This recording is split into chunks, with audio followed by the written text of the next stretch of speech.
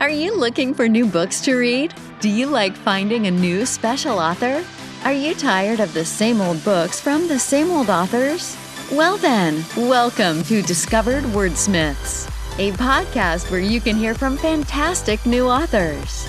Join Stephen Schneider as he finds and talks to authors you may not know, but authors that have worked hard to write great new books. Hear about their book and why you should check it out.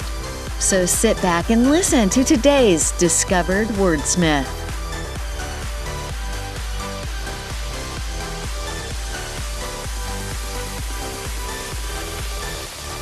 So Diane, welcome to Discovered Wordsmiths. How are you doing today? I'm great. The weather's gorgeous here so far. Where is here? I am in Southern Ontario, Canada. Nice. Yeah, not too far away. I'm in Ohio, down below the Great Yep. Lakes. So Yep. very Gotta similar. love those Great Lakes. Yeah. The weather can change like that. Yes. I just had a friend complaining. They're like, "What? I woke up this morning with snow on the lawn, and now I'm mowing it in my shirt and t-shirt and shorts and t-shirt, at the same day." Sounds right. So, yeah. I went to Michigan last year, and we were like standing. It's like, hey, I could probably throw a baseball and hit Canada over there. I mean, there's a few spots like that. Yep. So tell us, before we get started talking about your book, tell us a little bit about you and your life, what you like to do outside of writing. Oh, is there anything outside of writing? No, I work full time for a theater, a live stage theater, which is a total blast. And I actually wrote my first play. So I'm waiting to see if they'll actually do a workshop with it or whatever. Besides writing, I was telling you earlier, I've got 2 cats and a dog here, which definitely keep you on your toes. I have an old cat who loves to howl, so if you hear howling, it's not children, it's just the cat. It could be Bigfoot up in Ontario. Could be. Great. So why did you want to start writing? I don't know that I ever really just started. I think I've always just done it. And it was where I grew up I grew up in Alberta, so it's kind of like Montana. It's big and wide and there's not a lot to do. So you keep busy, you pick up a pen and create stories, which I really loved. So I started writing when I was a kid and I just haven't really stopped. Nice. Okay. And your first book, this is your first book, correct? This is actually my 13th. 13th. Oh man. Okay. I missed that. Wonderful. Okay. But your newest book is The Conned Lady, right? Yeah. Why did you tell us a little bit about the book and why you wanted to write this particular book? This book is actually the 5th in my Wild Blue Mystery series, and it kind of wraps up the entire series. So the whole series is based on a character named Katie who is on the run from some very bad guys and comes to a small town and decides, well, if I don't know where I am, then these bad guys aren't going to know either, right? So she kind of stays and runs a bookstore, and the whole series goes on about her friendships, relationships, everything that happens in the town.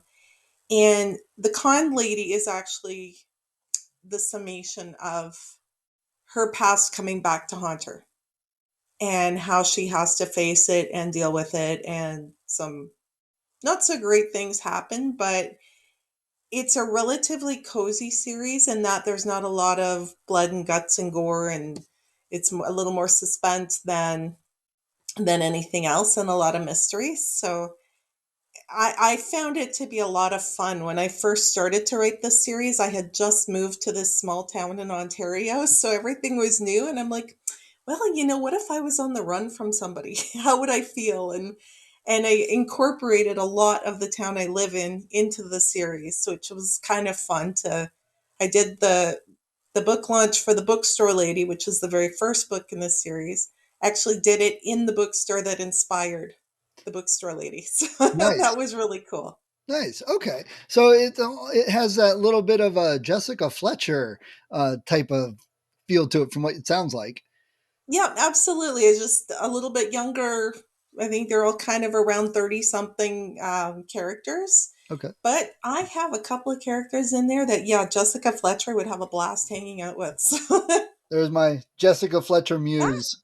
oh, that's awesome. So, what other writers or books out there would you say are similar to yours? I don't know. I try to keep them just slightly different, but I know my biggest inspiration was Janet Ivanovich, who writes the Stephanie Plum series. And that was kind of the book series that I started reading. Then I went, yeah, I can do this. This is kind of fun. It's fun, it's quirky, it tells a great story. And my only complaint was she dragged out these relationships for like 25 books or something, and I kind of gave up after 19. So, um, but I really I admired her writing. It's very clean and not not really wordy. You Okay. know what I mean? Right. Like there's description, but not overkill.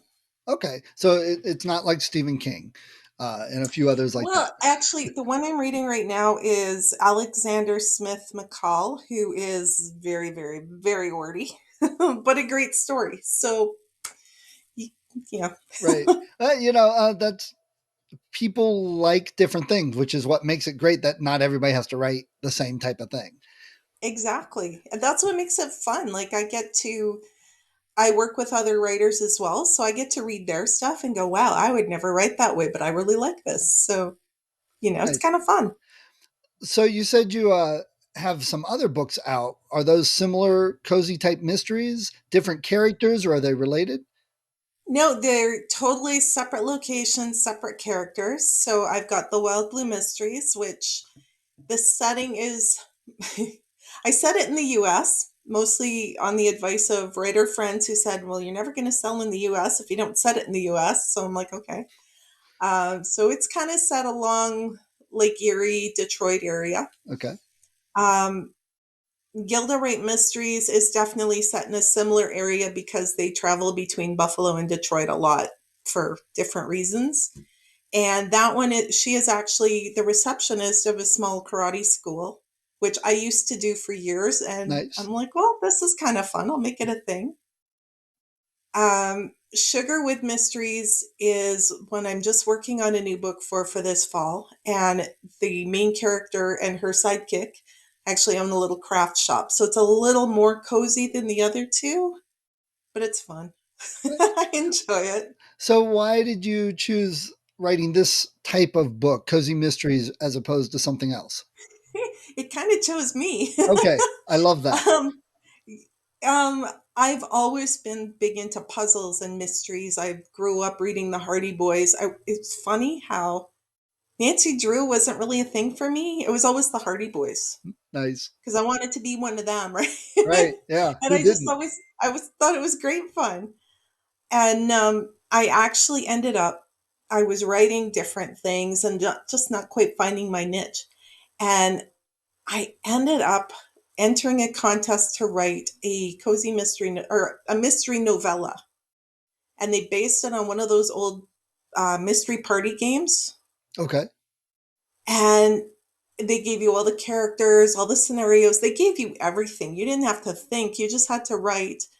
And it's 10 chapters. Each chapter was in the point of view of a different character, which, if you ever want to stretch your brain, try writing 10 different chapters with 10 To, different character point of views because it was just like, whoa. was it the same situation and scene from 10 different viewpoints, or did the story progress? The story progressed. So basically, you had the murder at the beginning of the story, you had the dead person laying there, and what happened. Um, there's in those mystery party games, there's always a detective or a police officer who's solving the case. And he starts off the whole mystery. And then each chapter, he's questioning the different characters. And I thought it was a lot of fun. I had a great time with it, and I ended up winning the contest, which was really cool. Nice. And Congrats. I went, maybe this is a thing. So Wow. Yeah. So it sounds a little bit like Knives Out or one of those type yeah, of, yeah. exactly. Okay. And these are independently published, or have you gone traditional? I this is a great big long story there. um, I started off trying to get like a big traditional, like everybody, you want to be big traditional publisher and all of that. And I ended up with a smaller publisher who has been really gracious, and they've taken all of my books to date, and they're more than happy to say, what date would you like to publish the next one? So it's kind of on the borderline of indie publishing, but I have a traditional publisher who helps and does a lot of stuff for me. So, Okay. And you do you feel that that's been helping you in your career and everything's been going well with it? Or have you thought it, of going different?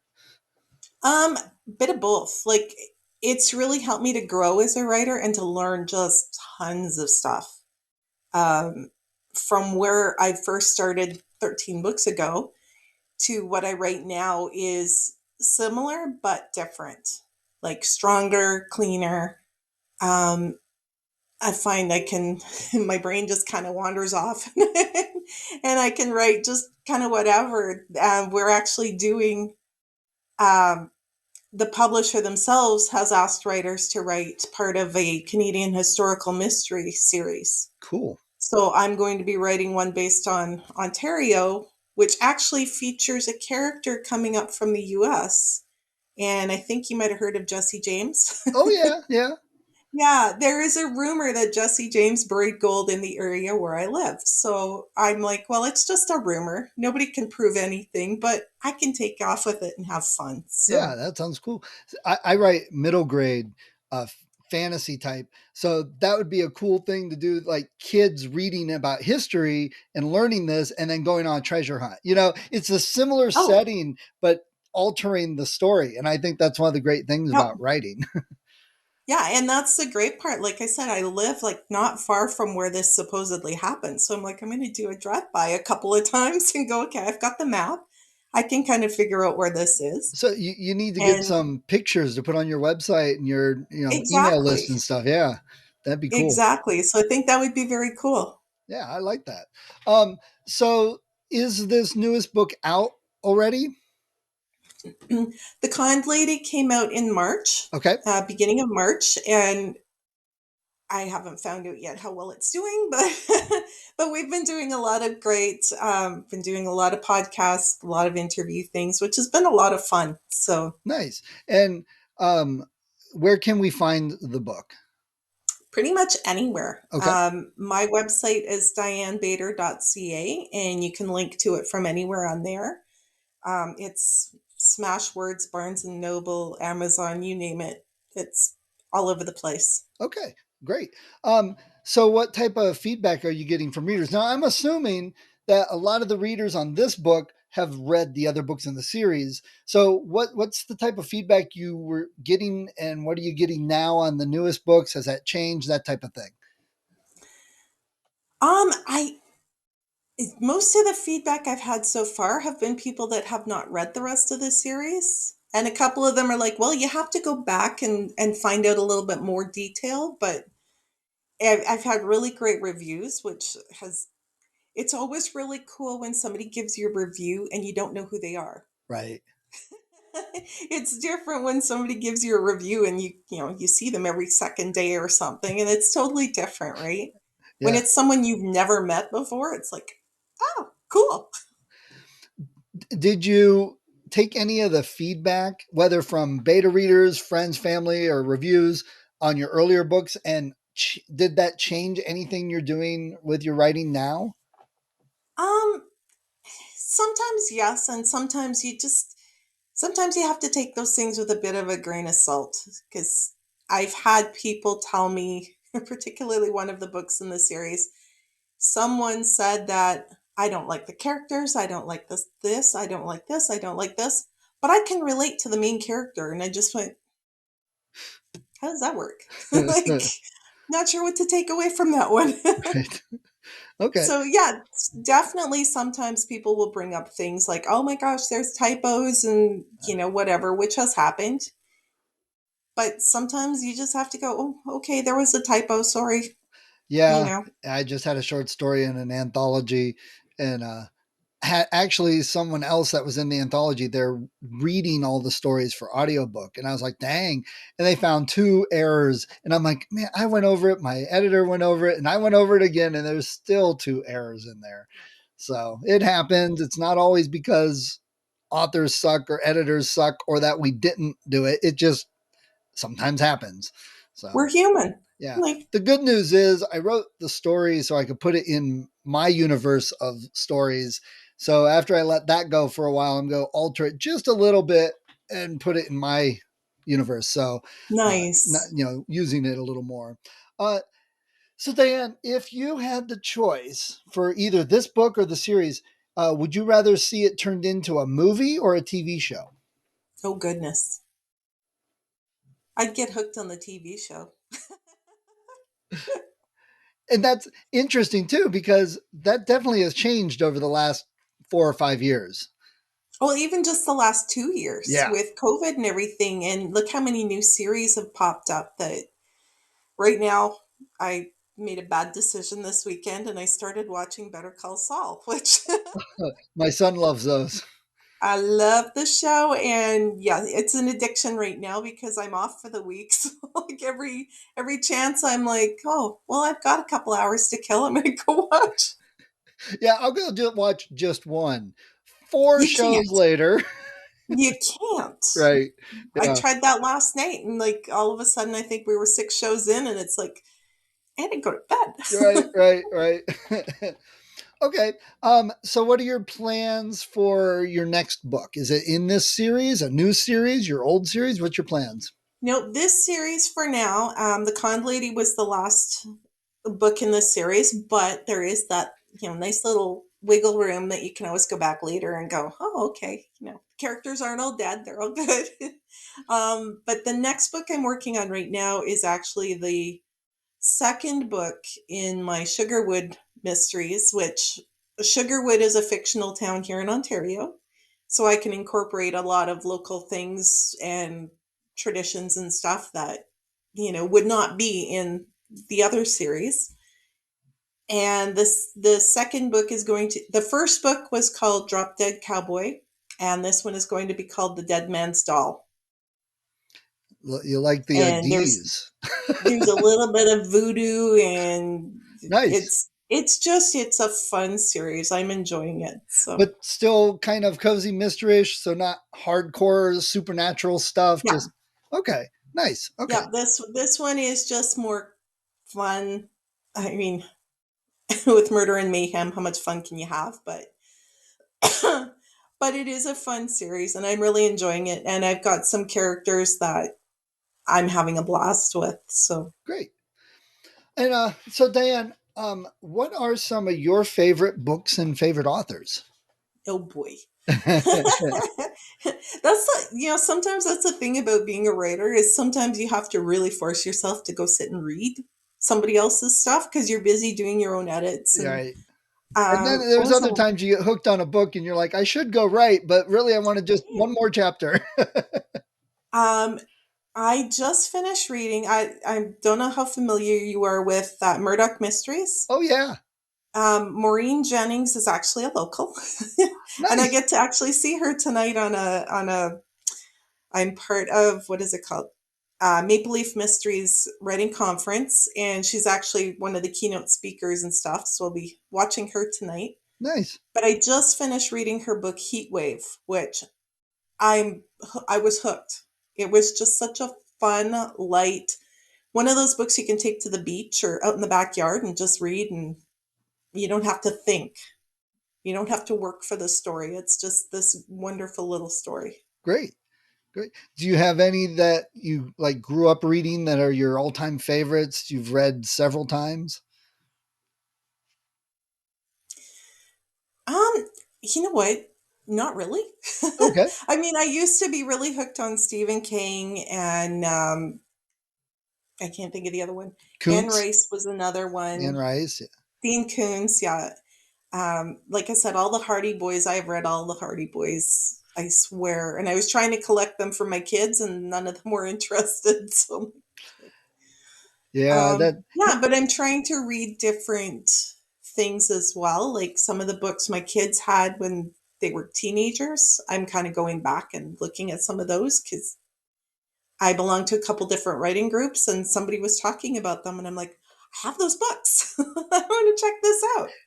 So that's next on the list. the whole YA genre, or Oh, whatever. I mean, really, it's a demographic because within YA, you've got a wide range of genres, but it's crazy how that has exploded and adults read it. And it's not like, oh my God, you're reading kids' books. It's totally, not the oh stigma at yeah. all. Especially when Harry Potter started. Yep. Harry Potter kind of led the explosion, and I Yep. still have those books. Yeah. Aragon was another one. Yes. I have those as well. And those are ones I will probably go back to read again. So Nice. Okay. Where you live, do you have a bookstore you like to go to now that we can start to go back to some of this stuff? we used to have one of the big chain bookstores in town, and then that closed out, oh my gosh, like 5 years ago. But we have one really great used bookstore right on the main street, and we've got our own indie bookstore, which is just down the hill from where I live, which I haunt, and my books are all there. Nice. And it was, as I said, it was actually the bookstore that was the Bookstore Lady book was based on. So Okay. it What's was the kind name of of that fun. place? I'll look it up and put a link in the show notes. Yeah, it's called Booklore. Booklore. Okay. Yeah. I'll look that up, make sure and put a link to them. Uh, Yeah, I can send you the information. So, Perfect. That'd be good. And so tell us one last time the name of your book and where they can find it and yeah, your website again. absolutely. My newest book is called The Conned Lady. It is book 5 in my Wild Blue Mystery series, and it is available pretty much anywhere you can find books online, especially. So, Smashwords, Barnes and Noble, Amazon, and my website is dianebator.ca. Nice. And smash words for now, because who knows what's going to happen now that Draft a Digital bottom. So that's Right? interesting. Yeah. Yeah. It's constantly changing. Absolutely.